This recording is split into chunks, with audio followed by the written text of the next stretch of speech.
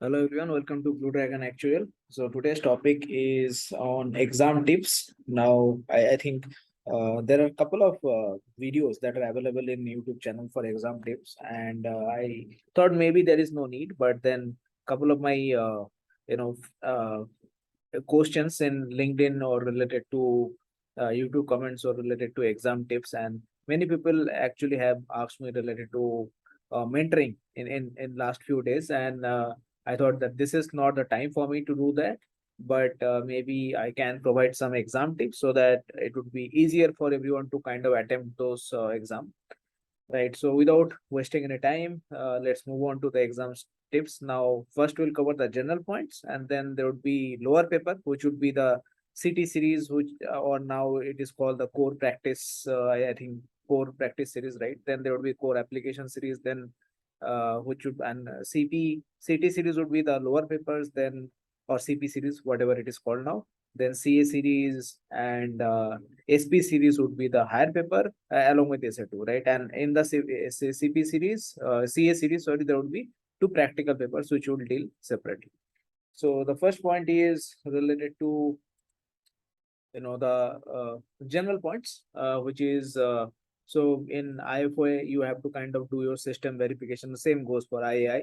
All IAI exam is over, but you just need to do your system verification and you get an notification or email from the relative institute that you have to complete your system verification, and doing that will kind of ensure that you understand the upload process, the download process, right? Do it well before time. Like I think you get one week time from 1 week before the email kind of reaches you from IFOA, and for I think couple of days more, same probably 1 week or 5 6 days before. So you need to complete your system verification. IFOA specifically requires you to download the question material and also upload the answer, and you need to do that, and you would also need to write the the paper in same some format, like there would be your ARN number, and then it would be May or August or September, like that. There is a special format for that, and follow that format in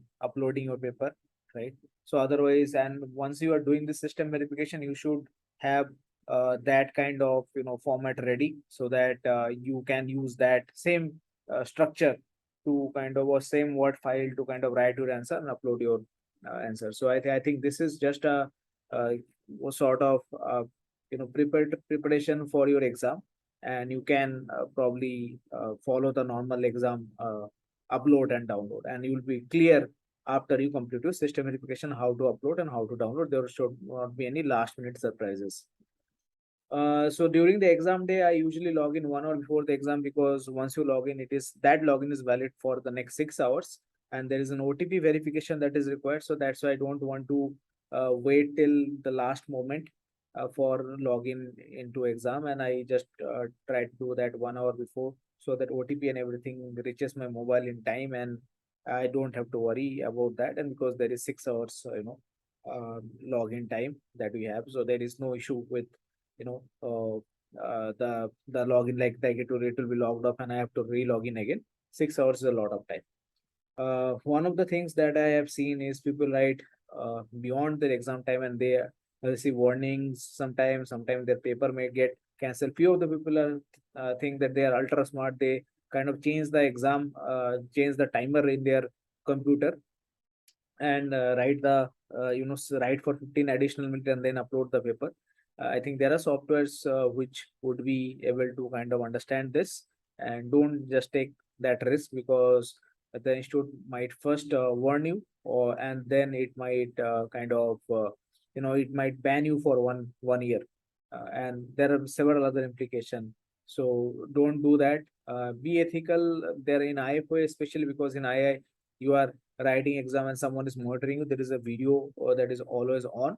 But in other circumstances, what happens in IFA, especially, there is a group of people who write the exam, or even if they are not sitting in the same position. So suppose someone is writing SA2, that person is kind of sending the question paper to some multiple other people, and they are writing those answers for them, and then that person is kind of combining the answers to kind of create a paper.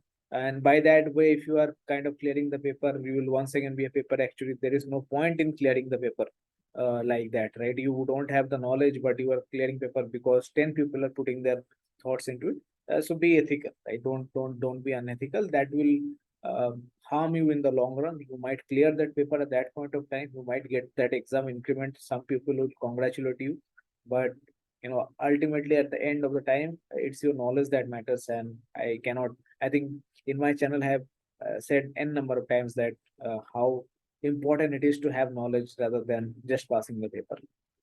One of the other things that I kind of try to follow is I keep my mobile phone switched off completely, and I have two sources of internet. So if my normal Wi-Fi router breaks down, then I have my mobile, which can be used to kind of upload the paper, download the paper, and I like to sit in a quiet place. So I usually write from my home, but if sometime there might be some festival is going on, etc. I think it is better to book a hotel or somewhere you can write peacefully, so that there is no issue. Like if something happens between the exam, then it can create a lot of panic, and then whatever also goes for a toss.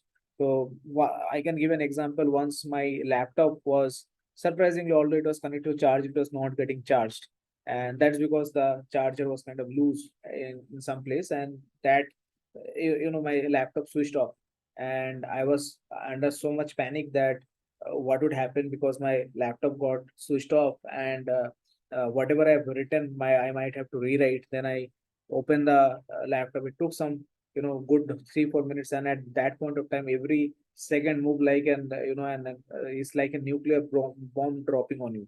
So let's avoid such situation, and keep everything ready. Just see if your laptop is fully charged. You have two sources of internet, so that if one shuts down, you have other one, right? And IFO is going to continue the offline online mode for a I mean for the remaining time, right? For the remainder of time, this is the mode in which exam would be conducted now. So you have to be kind of cautious about that, and always be ethical, right? I think there are a couple of people who are doing that, and IFO is also kind of screening those people and banning them. But sometimes it is difficult to, especially when you are kind of sending a question paper to multiple people, and then by that logic or by that way you are passing the exam. It's just unfortunate. Don't do that. It's really, that's not how you should become an actuary. So moving on to the lower paper. So first question is full paper attempt or not. Now in my life, other than the theoretical papers, which is CT2, or which is probably now known as CB1, the business, the balance sheet and the account statement, that paper. Other than that, and CT7, which was the business economics paper, macroeconomics, business economics. So I think right now it is called CB2. So these two are theoretical paper. Other than this two theoretical paper, in none of my paper I was able to attempt 100 marks. I think the maximum I was able to attempt was in CT3, which is probably CS1 now. Or I think, I don't know for certain, but I think CT3 was the probability and statistics paper, and I was able to attempt for, I think, 93 in that paper. That's the maximum attempt I was able to make. And most of my paper, other than CT4, I cleared in one attempt in the the CT series. So I never attempt the paper completely. In the lower paper, I just tried to attempt 70 marks, and I know if I have the quality 70 marks attempt, I'll pass the paper, because the cutoff lies within 55, 60, 60, 62, etc. Really, the cutoff would be above 70. Though in recent times, we have seen some of the papers having higher cutoff, because now the level of the questions have gone down as compared to our time when the paper was offline, because there are multiple questions as well, and there is a computer based exam, so that is kind of easier to pass. But and because you are writing your environment exam in Word, you are not writing in you know paper and pencil. There are a couple of limitations that you have related to mathematical notations and etc. So because of that, the institute have kind of lowered the level of the paper, which are kind of contributing to creating more paper actuaries. But Fortunately, but that is also required, right? If you are not going into the offline mode, then that is required, because otherwise it will be very unfair. I can write a summation sign very easily, but in Word we need to practice that, right? So that's how I think it is important. So probably now you'll be able to attempt more than 70 marks, but I think for lower paper it's not required to attempt the entire paper. If you have a quality attempt of 70, 75 marks or 80 marks, then you are kind of ensuring that you are going to clear the paper.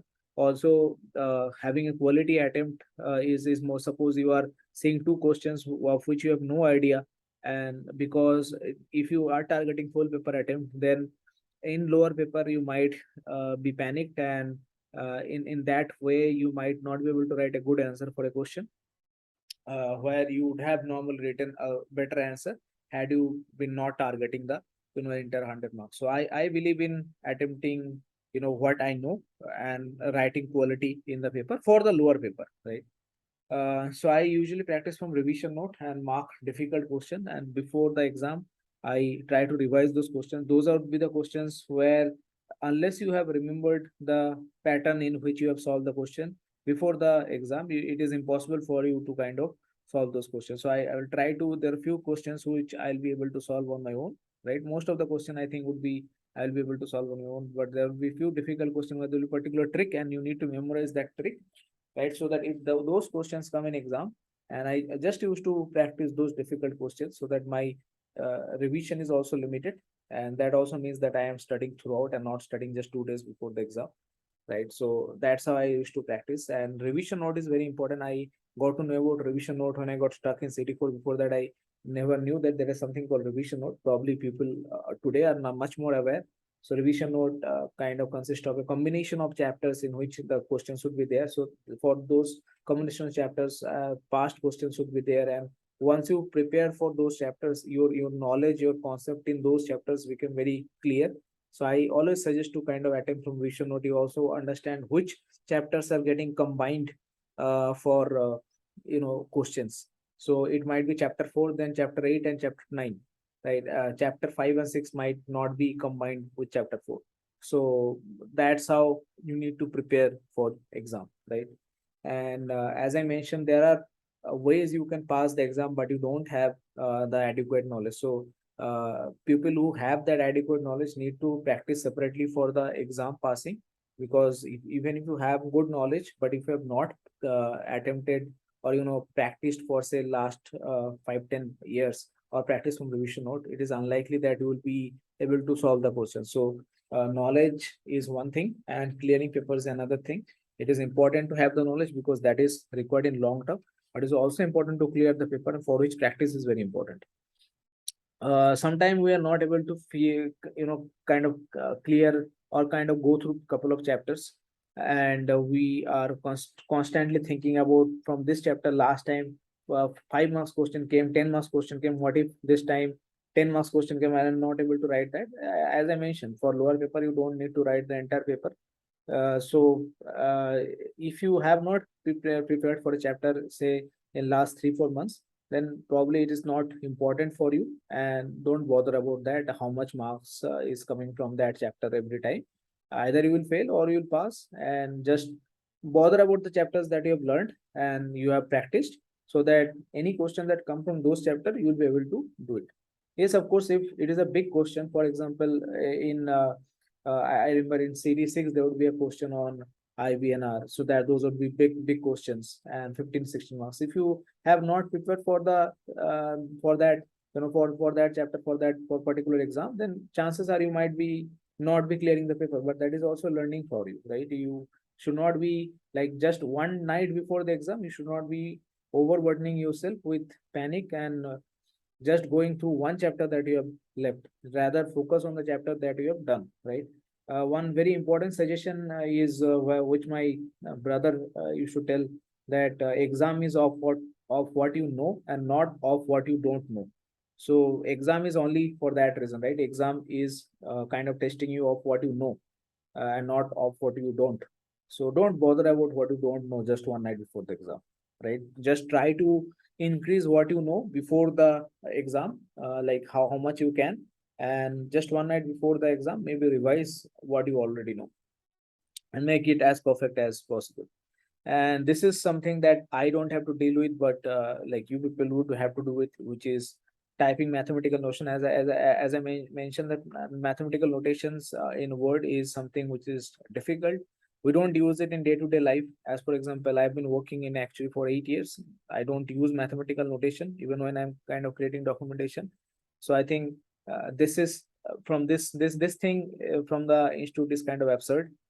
They should not have, probably summation should be sufficient, but that will also take time. And the institute, I believe that I is doing a good work by going to offline mode, because these exams, which are theoretical, which are not multiple choice, should be conducted in offline mode, and that will create better actuaries rather than the online format.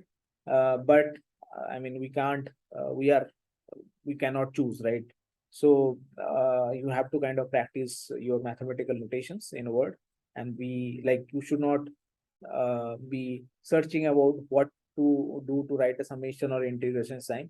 You should already know that, and give yourself a good 1 or 2 hour maybe before the exam to kind of brush up those mathematical notation. Right, you need to practice at least 1 or 2 exam in Word in exam conditions, and that will help you a lot. Moving on, higher paper. So for higher paper, full paper attempt is a must. Why? Which is not important for lower paper, but for higher paper, it is must. It is because of the fact that in higher paper, the examiner are usually fellows, or examiner is usually person who is working in the industry for a long time, and that person believes that you need to properly manage your time. Suppose a project comes to you, and you cannot say that I do not have experience in this area, so I'll not be able to do justice to this role. So, and you are supposed to become appointed actually in future, right? So you need to have some knowledge about every part. You may not have strong knowledge in some part, but you need to have some knowledge in every part, and time management is also important. So that's why you need to attempt the entire paper. Even if you are not able to attempt 10 marks, chances are you will be failing the exam, because that's one of the requirement of higher paper, and that's the unsaid truth. So you have to ensure that you attempt entire paper, and it's not like that for 10 marks you ran out of time, you just write 2 marks or two points and said, okay, I have attempted something. That way you will also there is a high chance that you will fail that exam. So you have to kind of manage your time. Don't give extra time to extra question or smaller question. You might know a lot of things for a particular question, but if the marks given to that question is only 3, then you need not show that knowledge to the examiner.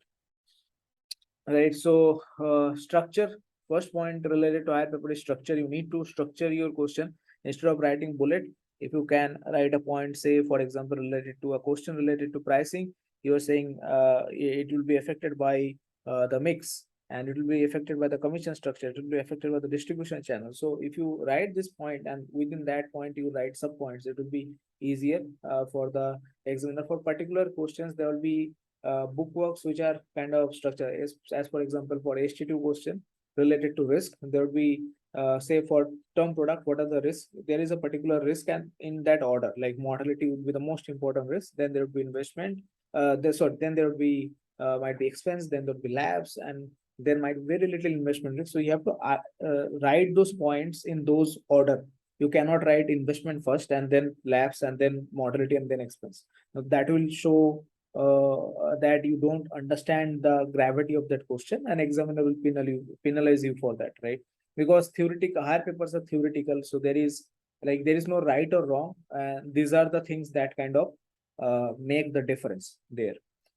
Make it easier for the examiner to see. Suppose you are writing a unique point, so try to give a quotation, highlight, mark that question, especially in online environment. Offline, the examiner would not penalize you, but in online environment, because you have an ability, so try to make it as possible as and easy for the examiner to kind of see the different points or relevant points that you are writing. Use whatever means you can, because once again, higher papers are mode of communication paper. As I mentioned, you might be writing a proper answer, right?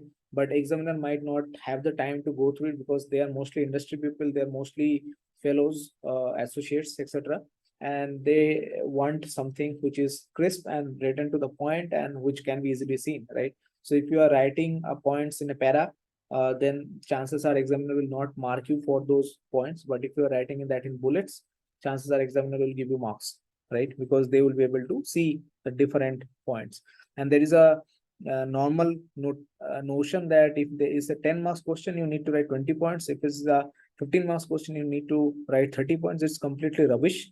You have to write separate points. Suppose for 15 marks question, you write 15 good points, then you will fetch much more marks as compared to someone who has just beaten around the bush and not kind of written the appropriate points, right? So don't have that logic. It's a commonly known misconception or myth in actuary and for higher papers, and don't have that. You need to write separate points which are independent, and you need to write relevant points, right? Just because you know something, don't put it in your answer. Also remember, something that will help you in structure would be remembering the acronyms. As for example, like for capital, there is an acronym in CP1 called REG cushion, right? For underwriting, there is a acronym called SAFER. So if you remember this acronym, then it is very easier for you to structure the question. And I believe that CP1 revision note has all the acronyms. If you have read the CP1 revision note acronyms, it will be very easy for you to structure your answer. Even for essay 2 paper that is left for me, I always before the exam, I kind of tend to remember those revision note that is acronyms from CP1, so that it helps me structure my answer. So for big questions, so in higher paper, there will be big question, there will be smaller question. The big question will be 20 marks question or 15 marks question like that, and small question will be say 5, 6, etc. Right? So the approach that I normally follow, any question above 5 marks, I try to structure, right? Like modality and subpoints in modality, labs, subpoints in labs, etc. like that. And for any small question which is below 5 marks, I write in bullets only. Don't try to structure, because that save time, and that's a that's a call that we have to take. We have to optimize our time, right? And for big question, you need to relate. That's why you need to read the question very thoroughly. So it is written that a big insurer, so that big word becomes very important, is selling term assurance for the first time. So for the first time becomes important. So there are some things that is relevant for first time, there are something that is relevant only for big insurer. So you have to read that question thoroughly, and you have to relate your answers around those points only. And you have to kind of every time give a hint to the examiner that I remember this point, I know this point, right? That's why the reading the question is very important. You need to constantly relate, because in big question you are writing big answers, pages and pages of answer, and you might lose the track. You might start writing about say a modified term product when the question is about a plain vanilla term product, right? So that might not be required at all. And if you move in that direction, then your entire answer goes for a toss. You might end up losing mark instead of scoring marks, although you've written relevant point, but it is not relevant for that question. So it is, in order to give the structure and in order to keep it within a particular boundary, you need to relate. And that is especially true for big questions, because you can go astray in a big question. For small questions, give variety of points. So for small question, first of all, you need to relate, but then also you need to show that you have a scale up thoughts that is present in your mind. For example, suppose a question is of 8 marks and it asks specifically about crash in equity market. So you can write, say, first 5, 6 points about crash, and then next 4 points may be related to something else which will be impacted by crash, like a second order impact. Like if equity market crashes, then bond market might also fall, because there is a correlation, right? So you need to show the examiner that you have a gamut of points, a thought process, etc. Because in small questions you are writing smaller answer. It is easier for examiner to read 1 page of answer than to read 4 pages of answer. If it is, and if 4 pages of answer goes astray, it's very difficult for examiner to read, and they will give you less mark. But for a smaller question, the examiner will be surprised by your thinking ability in variety of directions, right? So that is very important for higher paper.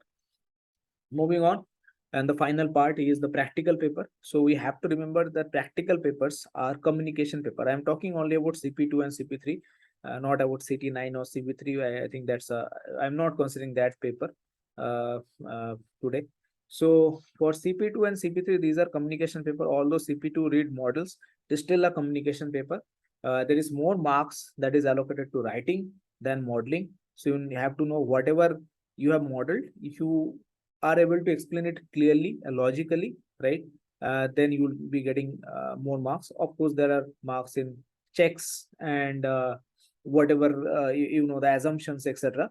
And if you are checking the model at every steps, then you know that whatever result you are producing, that is correct, right? So there is marks in that, and it's something that is very close to how we work in our actual life. Like if you are doing something, doing some calculation, I need to first be assured that there is some, I have done some checks so that the answer look relevant and reasonable to me before I pass it on to someone superior, right? So that is the same thing that you need to do, and there is marks related to that. But the majority of the marks lies in writing. So even if your model is not producing the correct result, you will not be penalized for making one mistake more than once, and because in model the mistake that you made once, that will flow. So you need to explain every logic by writing, and there is more mark in writing. So do not create a model which is very complex, thinking that you'll get good marks. No, you have to write. You have to create simplified model and explain it more lucidly, right? For CP1 part one, I think practice is a must. So it's you have to kind of practice the paper, otherwise CP1 part one can create a lot of problem for you. For CP1 part two, CP3, that much practice is not required. You can probably work with may say 3-4 papers, and you'll be good to go. But for CP1 part one, you need to go through at least I'll say 5 to 6 years uh, to get to some level. Sign posting is very important. Like in this sheet, cell column A1 represent this, and in this sheet column B represent this. That is very important for CP1 part 1, because you are kind of creating an operating procedure, like an SOP. You are creating an SOP. You are trying to tell your superior that this is here, this is there, and this is how we are multiplying, this is how we are calculating. We are using this formula, this plus this multiplied by this subtracted from this would give you this result. So you need to explain that to in CP1 part 1, which is not that important in CP1 part 2, because most of those things would be kind of written. And do not copy from the question. Do not copy from the question. If it is some assumption which is copied from the question, then you can highlight those. But most of the assumptions should be your assumptions. That, as I mentioned, checks are important, assumptions are important, reasonableness checks are important, outputs are important. So these are the things that will fetch you marks in CP1 part 1. For CP1 part 2, apart from the things that I've already mentioned for CP1 part 1, sign posting is not important here. But overall theme of a worksheet is very important, and you need to explain that. For that, you might need to present some of the sign posting, but it is not as important as in CP1 part 1. But the conclusion and suggested steps are very important. Suggested steps should be relevant. It should not be like policyholders should be impacted, stakeholders should be impacted, shareholders should be impacted. All this can be combined into one point, right? So once again, your point should be varied. It should not. It is not the volume of your points that matter. Is the the clarity of points and distinct points that's matter. And if you are able to write good suggested steps, I mean, half of the battle is won there. The final portion is CP3. CP3 is a communication paper, and it should be like a story. There should be a flow, like there should be a beginning. You need to think like an Bollywood director or something like that. Like this is the introduction. This would be the narrative at the middle, and this would be the final. And there will be points where I will kind of go back to and refer to this point, so that it will be very easy for someone to kind of understand, right? And it's not it is not a paper where you need to show your knowledge. It is a paper where you need to provide clarity of knowledge, right? A lot of people fail in this paper or get stuck in this paper because their thinking process is very complex, and that complexity is reflected in their in the paper. Especially paper actuaries find it very difficult to clear, what I have seen from my experience, because they are not very clear in the concept themselves. So when it is about time to write a story, right, they would struggle there. So this is a paper where you need to create a story. There should be introduction, there should be midpoint, there should be an end, etc.